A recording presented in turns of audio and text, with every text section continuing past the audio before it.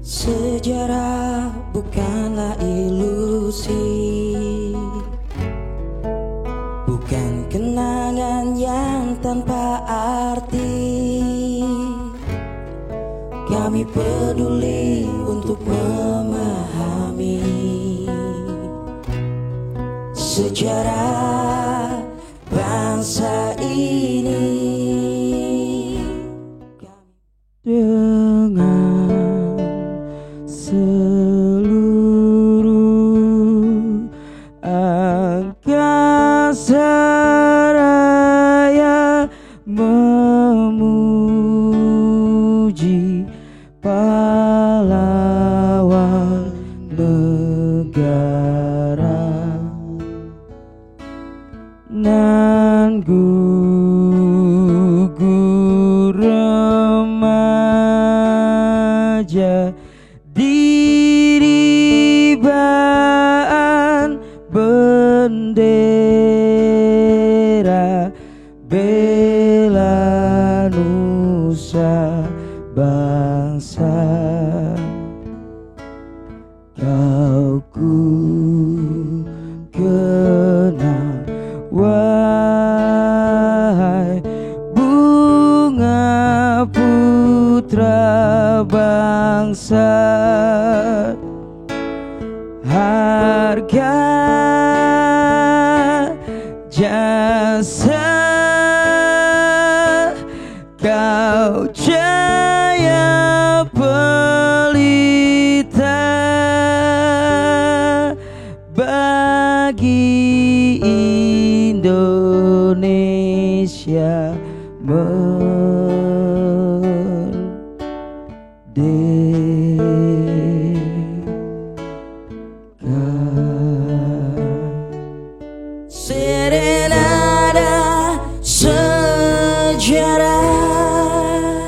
Serenada sejarah. Ada nada di balik kisah sejarah.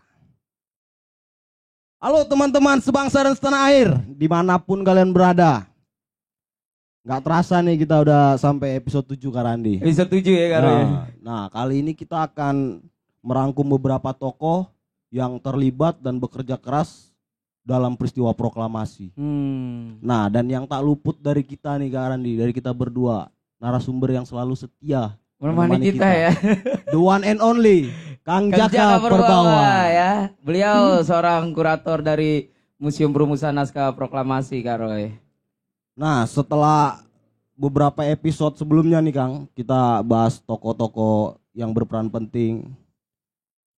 Coba Kang, di balik mereka itu ada banyak, pasti ada beberapa tokoh lagi nih kan Kang, yang jelas-jelas pasti terlibat lah dalam peristiwa proklamasi. Enggak cuma 6 tokoh yang kita bahas aja kan Kang ya. Coba nih Kang, dijabarkan nih Kang, biar kita juga pada mengerti nih, ada siapa di balik itu semua. Terima kasih. Selain 6 tokoh yang kita angkat dalam Serenada Sejarah, sebetulnya yang hadir pada malam perumusan naskah proklamasi 16 Agustus 1945 itu, yang hadir itu sebetulnya ada 40 sampai 50-an orang. Namun yang berdasarkan data sejarah yang sudah terverifikasi baru 28 orang saja. Mereka itu terdiri dari anggota-anggota PPKI maupun dari golongan muda saat itu. Mereka memiliki peran masing-masing pada detik-detik proklamasi. Banyak juga ternyata Kang ya. Nah, secara umum peran-peran mereka dalam sejarah perjuangan Kang, bangsa sebelum dapat berkumpul nih dalam peristiwa kemerdekaan tuh. Secara umum apa nih Kang peran mereka Kang? Para tokoh ini hadir pada tanggal 16 Agustus 1945 itu ada kisahnya. Mereka bagaimana bisa datang ke rumah Laksamana Maeda. Nah, kita harus tarik lebih jauh. Kita harus belajar dulu dari awal bagaimana mereka ada. Pada awal abad ke-20 itu pemerintah kolonial Hindia Belanda akhirnya mencetuskan politik etis yang dinamakan juga sebagai politik balas budi. ini merupakan peran dari para orang-orang Belanda di parlemen Belanda di sana yang menginginkan bahwa kaum Bumi Putra sudah saatnya kita harus membalas budi karena selama beratus-ratus tahun kita mengambil sumber daya alamnya, kita sudah memeras semua sumber daya alam diangkut ke Belanda sana. Belanda menjadi negara yang maju saat itu. Tercetuslah ide saatnya kita membalas budi kepada orang di Hindia Belanda yang dinamakan politik etis. Politik etis itu terdiri dari 3 hal besar, yaitu irigasi atau pengairan sawah, perkebunan dan lain sebagainya. Juga ada migrasi, perpindahan penduduk dari Jawa ke wilayah luar Jawa yang masih jarang penduduknya. Dan ini bagian yang terpenting, edukasi. Bagaimana rakyat Bumi Putra harus diberikan kebebasan untuk mendapatkan pendidikan. Belajar ya Kang. Belajar. Nah, generasi pertama dari diberlakukannya politik etis inilah orang-orang yang lahir di kurun waktu 1890-an hingga 1911-an mulai mendapatkan pendidikan tingkat SD, tingkat SMP, tingkat SMA, dan selanjutnya bagi yang ingin melanjutkan ke tingkat yang lebih tinggi mereka harus pergi ke Eropa. Nah, tokoh-tokoh yang hadir pada saat perumusan naskah proklamasi itu merupakan tokoh-tokoh yang tadi yang lahir di kurun waktu 1890-an sampai 1911-an. Merekalah generasi pertama yang mengenyam pendidikan dari diberlakukannya politik etis. Tokoh-tokoh tersebut mulai bermunculan. Di awal abad ke-20 mulai muncul orang-orang Bumi Putra yang menjadi sosok yang terpelajar. Namun bagi perjuangan bangsa Indonesia, terpelajar tidaklah cukup. Namun juga harus menjadi generasi yang tercerahkan.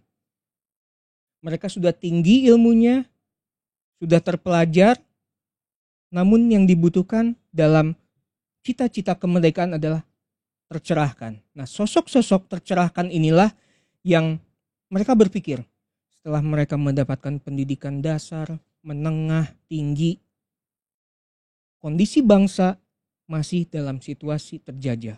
Mereka baru sebatas menjadi mesin pencetak tenaga kerja untuk dipekerjakan oleh pemerintah kolonial Hindia Belanda. Mereka memiliki visi yang lebih jauh ke depan, cita-cita yang jauh ke depan. Bagaimana ke depannya kita sejajar menjadi bangsa yang merdeka. Nah, mereka-mereka inilah yang terpelajar tadi terdiri dari beragam latar belakang yang berbeda. Ada yang sekolah teknik, sekolah hukum, menjadi guru.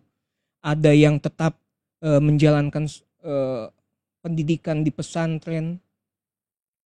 Ini yang dinamakan kebinekaan. Keberagaman dari para pendiri bangsa kita yang memiliki cita-cita yang sama karena sudah tercerahkan pemikirannya. Tidak sekedar mereka menjadi alat bagi pemerintah kolonial Hindia Belanda, tapi bagaimana suatu saat kita menjadi tuan di tanah airnya sendiri. Perjalanan selama kurang lebih kita anggap saja dari tahun 1900 sampai 1945, kita butuh 45 tahun pada akhirnya kita bisa menentukan nasib kita sendiri. Berkat tokoh-tokoh yang sudah tercerahkan pemikirannya. Nah, dan pasti kan mereka tuh dari berbagai daerah tuh pasti ya, bukan dari Jakarta, hanya dari Jakarta saja kan? Tentu. Nusantara mereka memang bersekolah di Jawa. Mungkin di luar Jawa baru sampai setingkat SMP. Namun setingkat SMA mereka harus pindah ke wilayah yang memiliki fasilitas pendidikan yang lebih mumpuni, yaitu di Batavia ini, di Jakarta ini. Nah, teman-teman, itu tuh pentingnya pendidikan. Penting banget Karoy. Sangat penting. Tapi dari semua tokoh itu nih Kang, hampir semuanya belajar keluar ya Kang ya. Hampir semua itu. Tidak semua ya, Bung Karno Oh iya, Bung di Karno. sini. Ki Bagus Hadikusumo di sini. Abi Kusno Cokrosuyoso di sini. Jadi tidak berarti harus keluar negeri. Jika memang dirasa cukup bersekolah di dalam negeri ya bisa saja seperti itu. Nah ini Kang, dari beragam latar belakang tadi nih kan Kang, kira-kira yang bisa kita ambil dari intisari perjuangan mereka tuh apa Kang? Intisari dari keseluruhannya kita bisa bercerita dulu mengenai bagaimana proses berdirinya bangsa saat detik-detik proklamasi. Nah, tokoh-tokoh yang sudah tercerahkan ini ketika masa Jepang, ketika Jepang datang ke Indonesia, Jepang melakukan pendataan atau semacam sensus yang mendata orang-orang terkemuka di Indonesia. Misalkan kiai-kiai yang memiliki pesantren tercatat oleh mereka karena memiliki massa. Orang-orang yang memiliki tingkat intelektualitas yang tinggi direkrut oleh Jepang untuk mendukung Jepang dalam Perang Asia Timur Raya dengan dijanjikan kemerdekaan Indonesia. Nah, pada saat sidang Badan Penyelidik Usaha-usaha Persiapan Kemerdekaan Indonesia, sebuah badan yang bertugas untuk menyelidiki sebuah negara kan tentu harus dipersiapkan, dibutuhkan apa saja.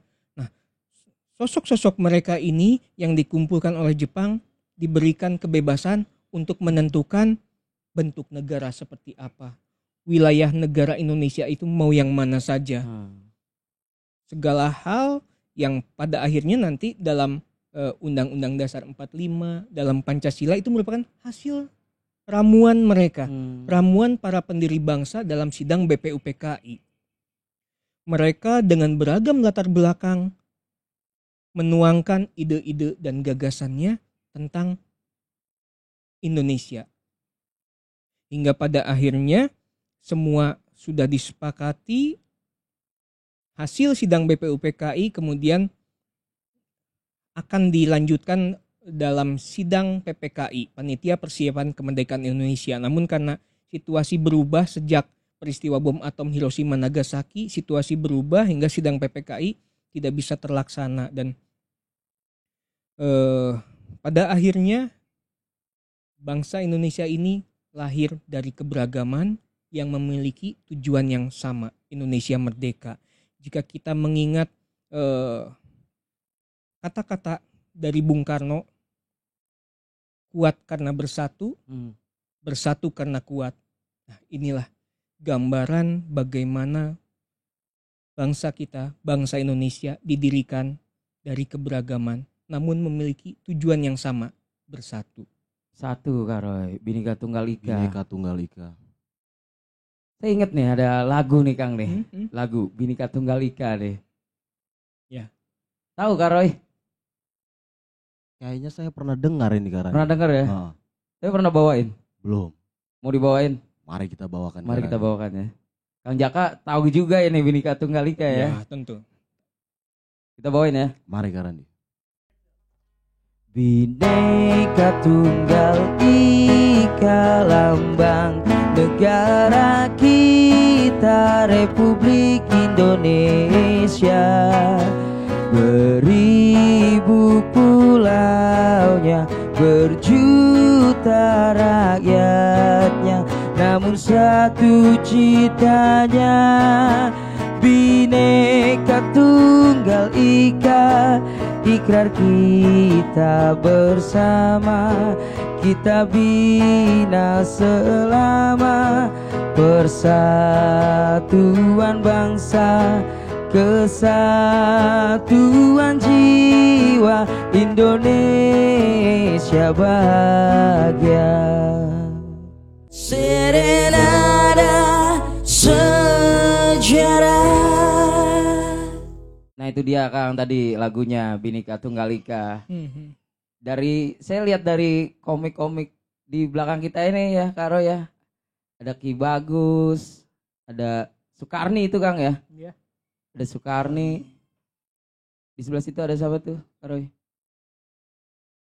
Pokoknya Ada memang beragam ya, Kang, beragam, ya. Karani. Memang beragam ya. Memang beragam. Beragam. Itulah yang disebut kebinekaan ya, Kang ya. Iya.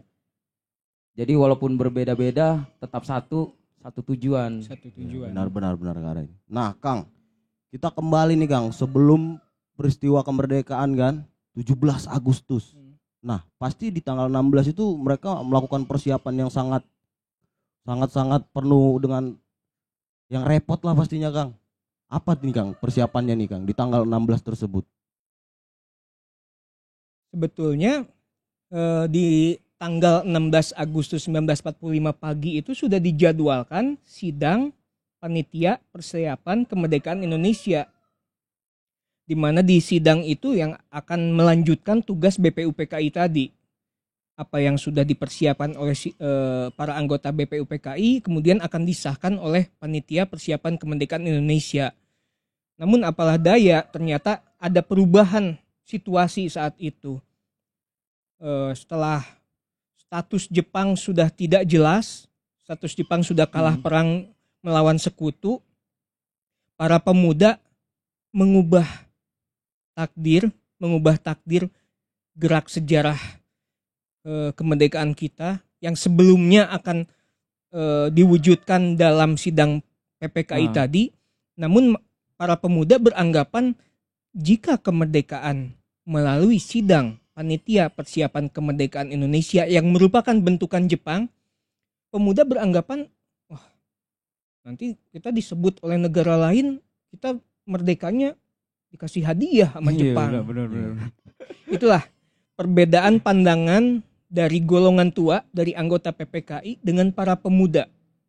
Para pemuda beranggapan jangan lewat sidang PPKI, nanti akan dicap sebagai hadiah Jepang. Oleh karenanya sidang PPKI 16 Agustus pagi itu batal karena pemuda sudah bergerak cepat mengamankan Bung Karno dan Bung Hatta subuh setelah makan sahur, karena waktu itu bulan Ramadan, bulan puasa, malah mengamankan Bung Karno dan Bung Hatta ke Rengas Dengklok. Nah, anggota PPKI yang harusnya bersidang di Hotel Desindes kebingungan. Lah, kita kan mau persiapan kemerdekaan, tapi ketua dan wakil ketuanya malah tidak ada. Kebingunganlah mereka dan peran Ahmad Subarjo yang kita pernah ceritakan di episode Ahmad Subarjo yang membawa kembali Bung Karno dan Bung Hatta kembali ke Jakarta. Dan anggota PPKI yang dari pagi sudah menanti kapan sidang mau dimulai, tiba-tiba pas malam hari mereka beristirahat, ada yang menginap di Hotel Des Indes, ada yang kembali ke rumah mereka di kawasan Menteng ini. Akhirnya mereka dijemput oleh para pemuda untuk datang ke rumah Laksamana Maeda. Mereka sempat bingung juga. Ini kita mau ngapain ke rumah Maeda? Oh, mungkin melanjutkan sidang yang tertunda tadi. Makanya mereka beranggapan karena yang mengundang mereka untuk datang ke rumah Maeda itu Bung Karno dan Bung Hatta. Akhirnya mereka mungkin ini merupakan lanjutan dari sidang yang tertunda. Jadi mereka walaupun masih samar-samar karena malam hari kita mau bahas apa? Saatnya istirahat, tapi kita malah dikumpulkan. Tapi karena yang mengundang Bung Karno dan Bung Hatta, akhirnya mereka datang ke rumah Maeda. Sudah masuk pukul 12 malam, sudah masuk 17 Agustus dan terjawablah apa yang menjadi pertanyaan para anggota PPKI bahwa ternyata Bung Karno dan Bung Hatta mengundang mereka ke rumah Laksamana Muda Tadashi Maeda adalah untuk mempersiapkan kemerdekaan tanpa embel-embel sidang PPKI, tanpa embel-embel seperti apa yang diucapkan para pemuda, bukan hadiah dari Jepang. Hadiah dari Jepang. Seperti itu kurang lebih. Tapi memang saya suka karakter dari tokoh yang Ahmad Subarjo, Kang. Sang penjamin kemerdekaan. Dia bisa rela banget, rela mati ya. Rela berkorban, rela mati dan menjadi penengah antara keinginan para pemuda dengan kegigihan para golongan tua. Golongan tua tetap kita harus lewat mekanisme sidang PPKI. Sedangkan pemuda jangan lewat sidang PPKI. Namun upaya yang dilakukan Ahmad Subardjo untuk meyakinkan pemuda dan mendamaikan mereka dengan golongan tua, itulah peran Ahmad Subardjo, sang penjamin kemerdekaan yang terwujud di Rumah Laksamana Maeda. Iya, benar-benar. Keren banget ya. Sangat salut dengan Ahmad Subardjo. Ahmad Subardjo. Nah, untuk generasi muda nih Kang ya, pesan-pesan yang bisa disampaikan nih untuk generasi muda dari tokoh-tokoh tersebut nih Kang. Apa nih kira-kira nih Kang buat generasi milenial kayak saya, bukan kayak Roy. Enggak saya. Oh, nggak termasuk ya? Saya yang masih milenial Karandi. Apa nih Kang? Apa yang bisa kita ambil dari tadi ya, intisari dari perjuangan para tokoh? Mereka sudah memberikan contoh kepada kita bagaimana untuk mewujudkan sebuah negara yang lahir dari keberagaman. Kita harus ikhlaskan hati kita. Kita harus ikrarkan dalam hati kita. Kita satu. Indonesia yang terdiri dari beragam latar belakang. Tentu kalian tahu lah sekarang bagaimana kondisi bangsa kita memang berbeda. Kita lahir dari perbedaan. Benar. Sekarang pun kita mungkin bisa dibilang terkotak-kotak. Oke lah, bisa kita bilang kita terkotak-kotak. Namun generasi muda sudah diberikan contoh, sudah diberikan warisan oleh para pendiri bangsa untuk dipelihara. Bagaimana agar Indonesia kita tercinta ini bisa bertahan lama, mungkinkah 100 tahun kemudian, 200 tahun kemudian, semua bola ada di tangan para pemuda masa kini. Mau dibawa kemana bangsa Indonesia di tengah percaturan global dunia internasional yang selalu mengancam kita, selalu mengancam keutuhan NKRI. Karena yang perlu kita ingat juga seperti apa yang Bung Karno bilang, bahwa musuh kami saat itu ya, musuh kami jelas. Penjajahnya jelas terlihat, Belanda, Jepang. Tapi untuk generasi saat ini musuhnya tidak terlihat. Atau bahkan mungkin musuhnya ego kita sendiri. Diri sendiri. Apakah kita mau menepikan ego kita sendiri demi keutuhan bangsa atau tidak? Kita nantikan 1000 tahun ke depan. Apakah Indonesia masih akan ada? Ya, generasi muda penerus yang akan menjawab tantangan ke depannya. Itu Kak Roy. Jadi memang mesti tercerahkan ya Kang ya. Mesti tercerahkan. Kita Kita sudah terpelajar. Iya. Kita sudah tidak ada pembatasan pendidikan. Siapapun boleh sekolah. Tapi tinggal apakah kita termasuk golongan yang tercerahkan atau tidak. Iya benar. Tidak, iya tuh. Tuh buat teman-teman di rumah tuh, inget tuh pesan-pesannya ya. Nah, kita harus menjaga kebinekaan Kak. Bener Kak Roy. Kayak Kak Roy ini dari mana nih? Dari Sumatera kan? Dari Sumatera. Dari mana nih? Dari Medan saya Karandi. Oh dari Medan. Medan mana nih? Medan Merdeka. Barat, timur, selatan. Oh saya dari Jakarta Kak Roy. Saya lahir besar Jakarta. Walaupun tempat kita berbeda kan kita berteman. Bener. Berteman dekat. Oh kita teman. Jadi gitu teman-teman di rumah ya. Dan seperti biasa kita bagi-bagi giveaway terus nih Kang ya. Selalu. Tiap episode ya. Kita bakal bagi-bagi giveaway terus ya di setiap episodenya. Gimana caranya untuk dapat giveaway? Langsung kita tanya Kang Jaka. Gimana Kang? Caranya mudah saja. Kalian cukup like dan subscribe kanal YouTube Museum Perumusan Naskah Proklamasi. Dan bagi kalian yang memberikan komentar terbaik, kami akan memberikan 2 jenis komik. Ada komik tentang sekitar proklamasi dan tentang detik-detik yang menegangkan. Silakan. Jangan lupa like dan subscribe ya teman-teman di rumah di sini nih. Sampai ketemu lagi di Serenada Sejarah.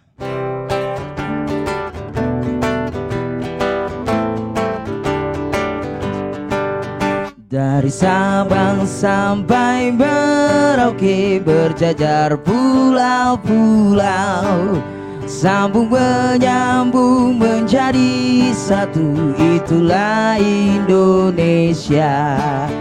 Indonesia tanah airku, aku berjanji padamu menjunjung tanah airku Indonesia. Dari Sabang sampai Merauke berjajar pulau-pulau, sambung menyambung menjadi satu, itulah Indonesia. Indonesia tanah airku, aku berjanji padamu menjunjung tanah airku Indonesia, menjunjung tanah airku Indonesia. Sampai ketemu di episode selanjutnya Kang Jaka. Terima kasih Kang Jaka. Sejarah bukanlah ilusi, bukan kenangan yang tanpa arti. Kami peduli untuk memahami sejarah bangsa ini. Kami muda ingin berkarya, kami muda ingin bicara, kami